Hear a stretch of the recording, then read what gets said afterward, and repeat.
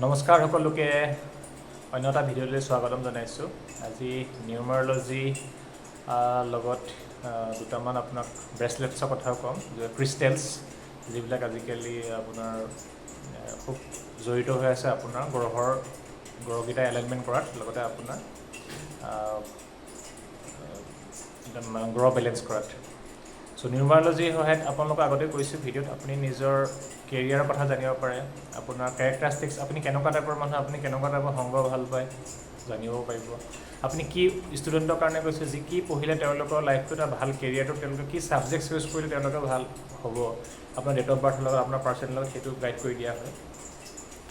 লগতে আপোনাৰ ৰিলেশ্যনশ্বিপটোৰ কাৰণে আপুনি কি কৰিব লাগিব, নিজৰ ঘৰৰ লগত হওক, আপোনাৰ ৱাইফৰ লগত হওক, তাৰ কাৰণে চাব পাৰি। আৰু যদি আপুনি বিয়া পতা নাই, বিয়াৰ কাৰণে আপোনাৰ সেই পাৰ্টিকুলাৰ ল'ৰাজন বা পাৰ্টিকুলাৰ ছোৱালীজনী আপোনাৰ লগত কি মিলিব, বা কি আপোনালোকৰ লগত কি এলাইনমেণ্ট কৰা দৰকাৰ আছে, কি কৰিলে আপোনালোকৰ জীৱনটো সুখী হ'ব, দুয়োজনৰ ডেট অফ বাৰ্থ এনালাইচিছ কৰিলে, পাৰ্টিকুলাৰ পইণ্টবিলাক গাইডেঞ্চ দিলে তেওঁলোকে সেই পাৰ্টিকুলাৰ কিছুমান ৰেমেডিছ আছে, কিছুমান ৰেমেডিছ মানে আপোনাৰ এইবিলাক হ'ল এইখিনি কৰিব লাগে ভালৰ কাৰণে, তো সেইখিনি তেওঁক দেখাই দিয়া হয়। আৰু আপোনাৰ টকা পইচাৰ ক্ষেত্ৰত আপোনাৰ ফাইনেন্সিয়েল মেনেজমেণ্ট আপুনি কেনেকৈ কৰিব, আপোনাক কি কৰিলে ভাল হয়, ফাইনেন্সিয়েল মেনেজমেণ্টৰ গাইডলাইনো আপোনাক আপুনি নিউমাৰলজিৰ সহায়ত আপুনি ল'ব পাৰে। চ' নিউমাৰলজিয়ে বিভিন্ন আপোনাৰ কেৰিয়াৰ, চাকৰি, বিয়া, ৰিলেশ্যনশ্বিপ, আপোনাৰ হেল্থ, এই গোটেইখিনি কথা আপোনাৰ ডেট অফ বাৰ্থত লুকাই থাকে। এইটো এটা বৰ আচৰিত কথা নহয়নে আপোনাৰ, যে এটা ডেট অফ বাৰ্থে মানুহজনৰ বিষয়ে এটা সম্পূৰ্ণ এটা আভাস দিব পাৰে যে তেওঁ জন্মৰ পৰা তেওঁৰ জীৱন এই পৃথিৱীত জীয়াই থকালৈকে, বা তেওঁ কি কৰিলে তেওঁক মানে কেনেকুৱা টাইপৰ বস্তু কৰিলে তেওঁ ভাল হ'ব, লাইফটো চিধা চিধি যাব, বা তেওঁৰ কাম হ'ব, সকলো নিয়াৰিকৈ হ'ব। চ' এটা এনালাইচিছ কৰিবলৈ খুব দৰকাৰ। আপোনালোকে জানিব মন নাযায় যে আপোনালোকৰ নিজৰ ডেট অফ বাৰ্থতে কি মেজিক লুকাই আছে। এইটো অংকশাস্ত্ৰ বুলি কয়। আপোনাৰ যেনেকৈ আমাৰ এষ্ট্ৰলজি আছে, আমাৰ জ্যোতিষশাস্ত্ৰটো আমাৰ পৃথিৱীত পুৰণা, অংকশাস্ত্ৰ আমাৰেই।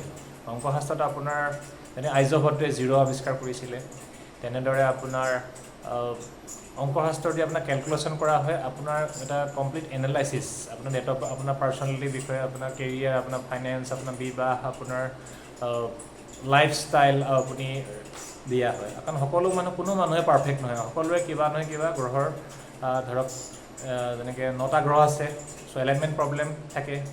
নামটো আপোনাৰ যদি ভুলকৈ ৰাখে, তাৰ ভাইব্ৰেশ্যনত আপোনাৰ এফেক্ট কৰে, নামৰ স্পেলিংটো এফেক্ট কৰে। আপোনাৰ যদি আপুনি মোবাইল নাম্বাৰ যিটো লৈছে, মোবাইলটো আমাৰ হাতত 24/7 থাকে। সেই এটা কথা কওঁ যে বাথৰুমত গ'লে মোবাইল লৈ যাব নাপায়। বহুতে আজিকালি বাথৰুমতো মোবাইল লৈ যায়, ভিডিঅ' চাই থাকে, কিবা কিবি কৰি থাকে, বাথৰুমত সেইটো লৈ যায়, তেনেকুৱা সেইটো এইবিলাক কৰিব নাপায়। চ' মোবাইল নাম্বাৰটো চাব লাগে। বেংকিঙত আপোনাৰ বেংকৰ একাউণ্টত পইচা নাথাকে, চ' পাৰ্টিকুলাৰ একাউণ্ট নম্বৰটো আপোনাৰ কাৰণে ভাল নহ'ব পাৰে, কাৰণ নাম্বাৰছ আমাৰ লগত জড়িত ওতপ্ৰোতভাৱে। নাম্বাৰছৰ অবিহনে আপুনি যদি আপুনি জন্ম হৈ গ'ল, ডেট অফ বাৰ্থ আহিল, আপোনাৰ এবছৰ 2 বছৰ বয়স বাঢ়িল, আপোনাৰ ক্লাছত গ'ল 1, 2, 3, 4কৈ আপুনি মাষ্টাৰ ডিগ্ৰী লৈ আপুনি চাকৰি কৰিলে, বা ক'ৰবাত যাব লগা হ'ল, চব নাম্বাৰ, আপোনাৰ গাড়ী number, plate number, mobile number, আপোনাৰ পেন কাৰ্ড নাম্বাৰ, আধাৰ কাৰ্ড নাম্বাৰ, সকলোতে নাম্বাৰ আছে। আপুনি নাম্বাৰ আপোনাৰ ঘৰৰ নাম্বাৰ, আপোনাৰ সকলোতে নাম্বাৰ আছে। চ' আমাৰ নাম্বাৰটো এলাইন কৰা খুবেই প্ৰয়োজন, কাৰণ প্ৰত্যেকটা নাম্বাৰে এটা গ্ৰহক ৰিপ্ৰেজেণ্ট কৰে। নাম্বাৰ 3 হ'ল যাৰ ডেট অফ বাৰ্থ 3 বা 12 বা 21 বা 30, তেওঁলোক হ'ল 3 নম্বৰে কাক ৰিপ্ৰেজেণ্ট কৰে আপুনি জানেনে? জুপিটাৰ মানে কোন? দেৱগুৰু বৃহস্পতি। এই যে আপুনি এষ্ট্ৰলজিত চাবলৈ যায়, জ্যোতিষৰ ওচৰত গণনাত চাবলৈ যায়, তেওঁলোকে কয় যে আপোনাৰ গ্ৰহ বেয়া, আপোনাৰ গুৰু বেয়া। কি গুৰু বেয়া? সেই বৃহস্পতি গ্ৰহৰ এনাৰ্জিটো উইক, তাৰ কাৰণে ৰেমেডি দিয়া হয়।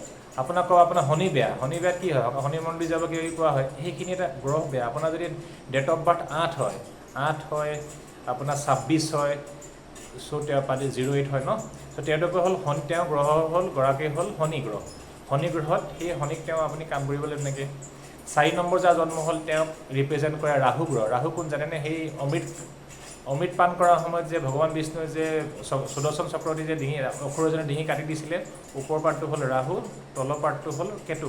সেই ৰাহু কেতু তাকো বেলেঞ্চ কৰিব লাগে। চ' আমাৰ প্ৰত্যেকটো গ্ৰহে আমাক এফেক্টটো কৰে। আপুনি মানে নামানে, আপুনি বিশ্বাস কৰে নহয়, কিন্তু মানিবতো লাগিবই, কাৰণ আপোনাৰ ডেট অফ বাৰ্থৰ লগত চব নাম্বাৰছৰ খেলা। ইউনিভাৰ্ছৰ লেংগুৱেজ হ'ল 369। Every number is a communication given by the universe. ইউনিভাৰ্ছে কিহত কমিউনিকেট কৰে আপুনি জানে? নাম্বাৰছৰ ওপৰত। চ' কাৰণ 9টা গ্ৰহ আমি বা ওপৰত যি দেখি আছোঁ, আমি গ্ৰহৰ কথা কেনেকৈ এফেক্ট কৰিব আপোনাক কওঁ। আপুনি সূৰ্যটো চকুৱে দেখা পায়, সূৰ্যগ্ৰহণো হয়, চন্দ্ৰও দেখা পায়, চন্দ্ৰগ্ৰহণো হয়। চন্দ্ৰ 15 দিন আগবাঢ়ি আহি থাকিব, ফুল মুন হ'ব, তাৰপৰা ডিক্ৰিজিং হয়। মানুহৰ মাইণ্ডটো তেনেকুৱা আপ ডাউন হৈ থাকে। ইম'শ্যনছৰ লগত চবে এফেক্ট কৰে। নাম্বাৰ 2 পিপুল, যোনে 2 নম্বৰত জন্মগ্ৰহণ কৰে, যাৰ ডেট অফ বাৰ্থ লগত জড়িত আছে, খুব মনটো আপ ডাউন তেওঁলোকৰ চিন্তাধাৰা, ইম'শ্যনবিলাক বেলেঞ্চ। চ' সেইবিলাকো বেলেঞ্চ কৰিব পাৰি। বেলেঞ্চ কৰাটো এটা ট্ৰিক আছে, মেজিক আছে, ৰেমেডিজ আছে। বৈদিক ৰেমেডিজ আমাৰ যিবিলাক হিন্দু ধৰ্মৰ লগতে জড়িত, আপোনাক যিবিলাক ৰেমেডি দিয়া হয়, আপুনি ধৰক এটা এক্সাম্পল কৈছোঁ, আপুনি চৰাই চিৰিকটিক খুৱাব লাগে। তেওঁলোকতো গাত এনাৰ্জি থাকে ন, তেওঁলোকে আপোনালোকে জানে আমাৰ 44 লাখ জোনী হেৰি আছে ন, আপোনাৰ মানে জীৱ জন্তু, গছ গছনি এইবিলাক আছে। সেই পাৰ্টিকুলাৰ চৰাই গাটোতো এটা আত্মা আছে, আপুনিও আত্মা, ময়ো আত্মা। আত্মাটো ওলাই যোৱালে আপুনি যেতিয়া চৰাইটোক খুৱাব, পাৰ্টিকুলাৰ বা কুকুৰক খোৱালে, ষ্ট্ৰীট ডগক খোৱালে, সেই পাৰ্টিকুলাৰ আত্মাটো আপোনাৰ আশীৰ্বাদ দিব। তেতিয়া আপোনাৰ কিছুমান গ্ৰহ বেলেঞ্চ হয়। এই কুকুৰক আপোনাৰ ডগ যেতিয়া আপুনি ফিট কৰিব, ষ্ট্ৰীট ডগ বা কুকুৰক খুৱাব, তেতিয়া সি আপোনাৰ ৰাহু কেতু 2টা গ্ৰহত বেলেঞ্চ কৰাত, তেওঁলোকৰ আশীৰ্বাদ পোৱাত, আপোনাৰ ডেট অফ বাৰ্থত এলাইন কৰাত সহায় কৰে। তো এটা সৰু ৰেমেডি কৰি দিলোঁ আপোনালোকক, সদায় ষ্ট্ৰীট ডগবিলাক খোৱালে আপোনালোকৰ ৰাহু কেতু 2টা গ্ৰহত বেলেঞ্চত অতি আপোনাৰ সুফল আপুনি পাব। চ' আগবাঢ়ি আহক, আপোনাৰ ডেট অফ বাৰ্থৰ বিষয়ে জানক, আপোনাৰ ল'ৰা ছোৱালীয়ে কি পঢ়িব, ভৱিষ্যতে কি ছাবজেক্টত গ'লে ভাল হ'ব, কেনেকুৱা কেৰিয়াৰ হ'ল, তাৰ বিষয়ে আপোনালোকে কনচাল্ট কৰক, মই এভেইলেবল আছোঁ। আপোনালোকৰ ফাইনেন্সৰ ইছ্যু আছে, ফাইনেন্সৰ কাৰণে কি নিউমাৰলজি আপোনাক গাইড কৰে, ফাইনেন্সৰ কাৰণে আপুনি আগবাঢ়ি আহক।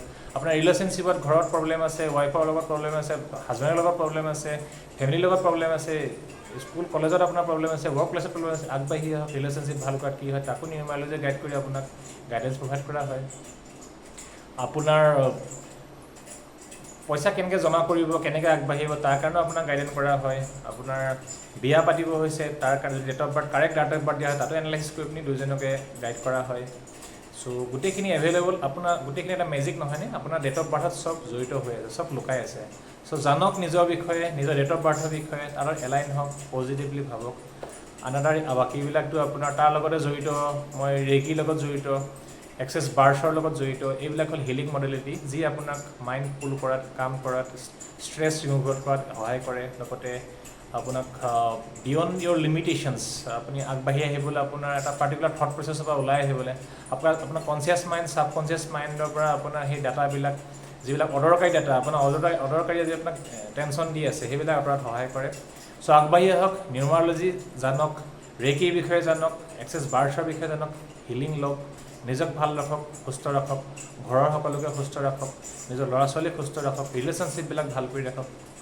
থেংক ইউ ভেৰি মাছ। আগবাঢ়ি আহক, নাম্বাৰ দিয়া আছে, কণ্টেক্ট কৰক নিউমাৰলজি কমপ্লিট এনালাইচিছৰ কাৰণে। আপোনাৰ হিলিঙৰ যদি আপোনাৰ প্ৰয়োজন আছে, আপুনি জানেনে হনুমান চালিচা দিও হিলিং কৰা হয়, আপোনাৰ ভগৱানৰ নাম দিও হিলিং কৰা হয়, আপোনাৰ ৱাটাৰ মেনিফেষ্টেশ্যন আছে, আপোনাৰ মেনিফেষ্টেশ্যন আছে, আপুনি এফাৰ্মেশ্যনছ আছে, বিভিন্ন ধৰণৰ টিপছ আছে। আপোনাৰ স্কুলত যে ল'ৰা ছোৱালীক লিখিব দিয়া হয়, এইম ইন লাইফ লিখক, আপোনাৰ চাগে পাইছে সৰুতে, সেইবিলাক কি হয়, মেনিফেষ্টেশ্যন হয়। চ' মেনিফেষ্টেশ্যন ধুনীয়াকৈ শিকাই দিয়া হয়, এফাৰ্মেশ্যনছ শিকাই দিয়া হয়, আপোনাৰ নিজৰ বিষয়ে জানিবলৈ আপুনি শিকাই দিয়া হয়, আপোনাৰ ৰিলেশ্যনশ্বিপ ভাল কৰিবলৈ শিকাই দিয়া হয়। আগবাঢ়ি আহকচোন, আপুনি আগবাঢ়ি আহক, নিউমাৰলজিৰ বিষয়ে আপুনি জানক, নিজৰ ডেট অফ বাৰ্থটোৰ বিষয়ে জানক, নিজৰ বিষয়ে জানক, সকলোৰে ভাল হওক, আগবাঢ়ি আহক। নাম্বাৰ দিয়া আছে, কনচাল্ট কৰক, হিলিং লাগিলে হিলিং লওক, সকলোখিনি available. Thank you very much.